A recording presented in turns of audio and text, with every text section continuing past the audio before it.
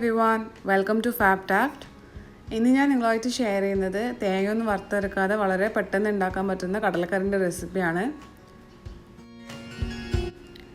അപ്പോൾ ഇതെങ്ങനെ ഉണ്ടാക്കുന്നതെന്നുള്ളത് നോക്കാം. ഇത് 1 കപ്പ് കടല നന്നായിട്ട് കഴുകിയിട്ട് ഒരു 8 മണിക്കൂറോളം കുതിർത്ത് വെച്ചിട്ടുള്ളതാണ്. ഇതൊന്ന് വേവിച്ചെടുക്കാം. വേവിക്കുന്ന ടൈമിൽ വെള്ളം നന്നായിട്ട് ഒഴിച്ചു കൊടുക്കണം. ഇവിടെ ഞാൻ കടല മുങ്ങി കിടക്കുന്ന വിധത്തിൽ വെള്ളം ഒഴിച്ചിട്ടുണ്ട്. അതുപോലെ ഇതിൽ ഉപ്പൊന്നും ഞാൻ ചേർത്ത് കൊടുത്തിട്ടില്ല.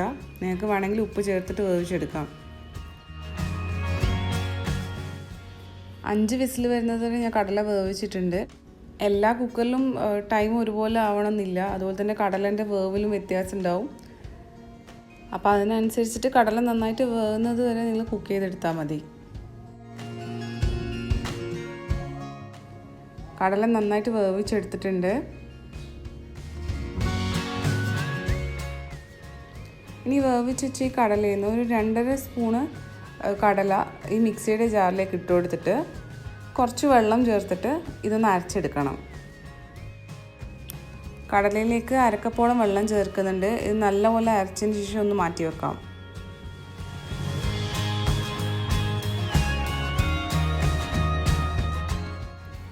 ഇനിയൊരു പാത്രം ചൂടായി കഴിയുമ്പോൾ അതിലേക്ക് ഓയിൽ ഒഴിച്ചു കൊടുക്കാം. ഓയിലിന് പകരം നിങ്ങളുടെ കയ്യിൽ വെളിച്ചെണ്ണ ഉണ്ടെങ്കിൽ അതെടുക്കുന്നതായിരിക്കും കുറച്ചും കൂടി ടേസ്റ്റ് ഉണ്ടാകുക. അതിലേക്ക് കുറച്ച് കടുക് ഇട്ട് കൊടുക്കാം.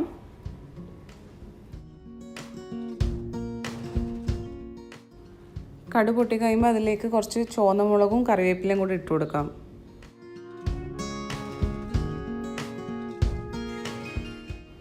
നാല് ചെറിയുള്ളി ചെറുതായിട്ട് അരിഞ്ഞിട്ട് ചേർത്ത് കൊടുക്കാം. കുറച്ച് ഇഞ്ചിയും വെളുത്തുള്ളിയും പച്ചമുളകും ചേർത്തൊന്ന് വഴറ്റി കൊടുത്തതിന് ശേഷം ഇതിലേക്ക് പൊടികൾ ചേർത്ത് കൊടുക്കാം.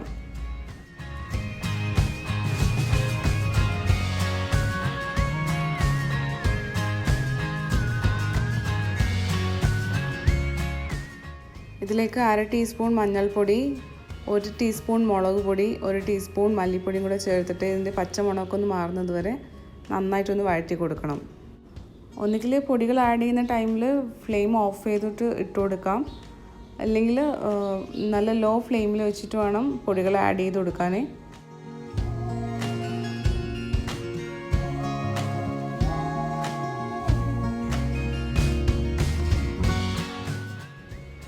ചൂടൊന്ന് കൺട്രോൾ ചെയ്യാൻ വേണ്ടിയിട്ട് ഇതിലേക്ക് കുറച്ച് വെള്ളം ചേർത്ത് കൊടുക്കാം.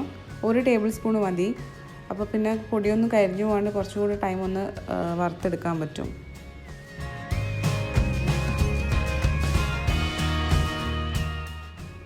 ഇനി ഇതിലേക്ക് വേവിച്ച് വെച്ച കടല ഇട്ടിട്ട് ആവശ്യത്തിനുള്ള ഉപ്പും കൂടെ ചേർത്ത് കൊടുക്കാം.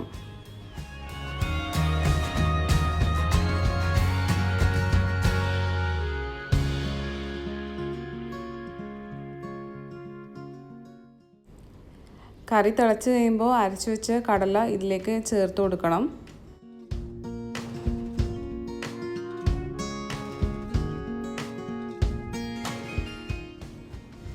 അപ്പോൾ ഇതാണ് തേങ്ങയ്ക്ക് പകരം കറി തിക്കാവാൻ വേണ്ടിയിട്ട് ചേർത്ത് കൊടുക്കുന്നത്. കടല ഇങ്ങനെ അരച്ച് ചേർക്കുമ്പോൾ കറി നല്ല തിക്കായി വരും. മാത്രമല്ല നല്ലൊരു ടേസ്റ്റാണ് കറിക്ക് ഉണ്ടാകാൻ. 1/2 കപ്പ് വെള്ളം കൂടെ ഒഴിച്ചു കൊടുത്തിട്ടുണ്ട്. ഇതിപ്പോൾ കറി കുറച്ച് ലൂസായിട്ടാണ് ഞാൻ ആക്കിയിട്ടുള്ളത്. കാരണം കറിൻ്റെ ചൂടാറുന്ന ടൈമിൽ ഇതൊന്നും കൂടെ ഒന്ന് തിക്കായിട്ട് വരും. അപ്പോൾ ഇന്നത്തെ റെസിപ്പി നിങ്ങൾക്ക് എല്ലാവർക്കും ഇഷ്ടമായെന്ന് വിചാരിക്കുന്നു.